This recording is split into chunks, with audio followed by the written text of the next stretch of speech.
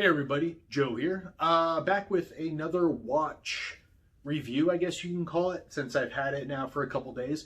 So what we're going to talk about is a pretty new watch. It's been out now for a few weeks since I saw it announced on Yema's website, and that is the Yema LED Retro. So let me get in there close. So as you can see, it is a retro kind of a reissue for Yema with some more modern twist to it, but it is very much a 1970s, 1980s retro style watch, complete with a LED display, which you can see there.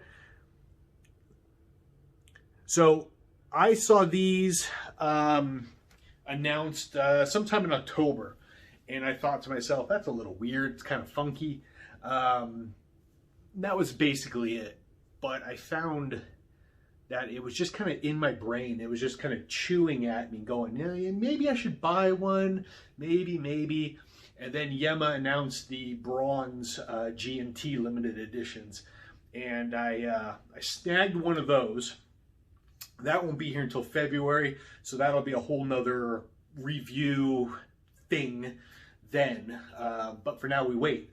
But with this being Thanksgiving week, I started seeing some Black Friday things kind of hitting my email.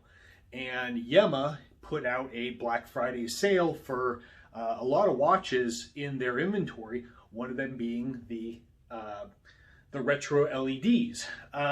So at 10% off and free shipping, it was hard to not say no. It was just kind of that little nudge over the cliff that I needed to go, yeah, I think I do need that. I've been thinking about it for a few weeks. Yeah, I think I'll have it. So I ordered it up on Monday. It came on Thursday. It's now Friday.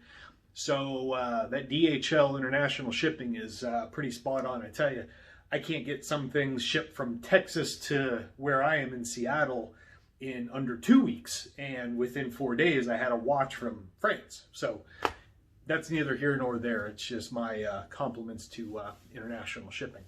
But the watch itself, so let me take it off actually, make it a little bit easier. So this is a stainless steel. You can see it is brushed stainless. It's a mineral crystal display. It is a screw down back with the Yema logo, very typical. Stainless steel bracelet. Now, if you've heard me talk about watches at all, most watches that I buy, when they come with a bracelet, whether it be a high-end watch or just like a Vostok and I'm planning on modding it or something like that, I typically get rid of the bracelets. Any of my watches, I usually get rid of bracelets. I just find them very uncomfortable. There's never quite an adjustment that is good, because you put it on, it feels okay in the morning. By the afternoon you might be a little bit puffy, puffier than you were in the morning, a little bit swollen. You drink a lot of water, coffee, whatever, and then suddenly your wrist is just cutting off circulation, or your watch is cutting circulation off, and it just sucks. So I just find a good quality leather strap or a nice sailcloth strap to be preferred. But I can happily report that this bracelet, as you can see here, it is very comfortable. I've been wearing this watch now. I wore it all last night at home, and I wore it all day today out and about. Super comfortable. And it's made so comfortable because you can slide the clasp right here. You could slide it to each of these individual, I don't even know what they call them anyway, but you could slide it, fine tune it, and then it fits real well. Oh, the links, jeez. Sorry, I've just gotten home from work, so my brain's a little fried. But yeah, you can adjust the clasp to each individual link. And each individual link, you can see, is not very big. So you can get it pretty close. Now I've got it to where, once I've got it on, let me see if I can do this for the camera. So you can see there's a little hook, and it just goes right there and then you just push down, and that's it. Now, my fit test is if I could slide a finger under the bracelet or strap. So if it passes that test, and it's just loose enough that I can move it, but you know, once you get a little bit of moisture in your skin, a little bit of sweat, it kind of stays in place. And then just as the day goes and as you know your body swells a little bit, it gets a little bit tighter, but not uncomfortable. I wore this all day today, and I can honestly say I forgot it was there most of the time. It's not a heavy watch either, so it makes it easy to forget because it doesn't have a big automatic movement in it and a big case, which is typically what I would wear. My wheelhouse for an automatic is 40 to 41 millimeter. That's kind of my go-to size that I like. But this is, I believe, 38 millimeter on the case. And of course, it's a quartz movement, so it's not very heavy. But because of the stainless steel case, it has some weight, which is nice. It feels like it's there. It's there. But it doesn't feel like you're wearing a cheap plastic Casio or something like that. So as you go through, now your display is off. And it's off basically as a power setting. So if you want to see the time, this top button right here, you press it, you get your time. So it's 5:02 p.m. Press it again, you have the date. Press it again, seconds, and then you just go back around. And if you want to adjust, that's what this bottom button comes in. So if you want to adjust your time, your date, you would just push the bottom button, and then you would scroll through the typical flashing display. So you'd be your hour would flash, your minutes would flash, your date flashes. Then you just scroll through and set your time, your date, etc. Very simple. It's, if you're a child of the 80s like me, I was born in the early 80s, scrolling through LCD displays and setting them is something that's just kind of programmed in our brains, whether it be a VCR, a microwave, or a digital watch. It's pretty self-explanatory, very simple. But anyway, so I wore the watch all day today. I loved it. It fits great. It wears well. The size is very nice. Now, I look like a big guy. I don't have big, giant wrists. So, you know, I'm a fairly good-sized person. Just, that's how I appear. But my wrists are not massive. So, I mean, I think they're like 7 1/4 inch or something. I can't remember exactly. But you can see it. It wears well. It's a good size.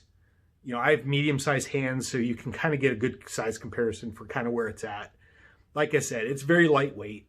It's what I would describe as if John DeLorean had decided with every DeLorean he sold, he was going to give you a watch. This is the watch he would have designed and given to you with your car. Or as my wife said, she said, it looks like the Cybertruck. You know, Elon Musk's Tesla's Cybertruck. She said, it looks like a Cybertruck. And it kind of does. It's just cool that way. Now, it's something that maybe younger people would look at and go, I don't know. Or people older, like in my dad's generation, look at and go, eh. But if you're kind of in that 70s, 80s generation like I am, it's pretty cool. So, like I said, it's pretty cool. It's different, that's for sure. You know, whatever your specific style watch is, I typically gravitate towards divers, tool watches, things like that. That's just kind of my thing. But it's different. It's fun. For the price, I paid $214, I believe. Yeah, $214, and with free shipping. Now, there's also a gold version, which is, I think, 20 bucks more. It's also pretty cool. I weighed heavily. I almost got the gold. I'm not a gold person, but I almost did it just because it would be really, really different for me. But I decided the silver was just different enough for me to feel comfortable and still wear it. I was kind of afraid that with gold, I might not wear it so much just because it's a little bit too far outside of my comfort area. But I'm real happy with the silver. So if you are into gold, you can't go wrong with it. Go for it. Either one look really cool. So anyway, that's it. If you've happened to see this on the website or advertised and you're thinking about it, and you go, hey, I got a couple $100 to spend on something different and weird, do it. It's really a good watch. It feels good. It's built well. 100-meter water resistance as well. Not that any of us are going to use it, but 100-meter water resistance, which means if you wear it out in the rain, I live in Seattle, it rains a lot. I don't have to worry about killing the watch if I'm out in the rain. So something to consider. But that's it. Like I said, I've got a couple watches on the way. One of which is going to be a Vostok limited edition Luna Dude, which is a collaboration between a gentleman, I believe, in Norway who designed the watch, and Vostok is building it. And I'm on the list for one of those. That should be December, January. And then, of course, the Yema bronze case GMT with the new in-house Yema movement. So I'm real excited about that. I was able to get a hold of one of those.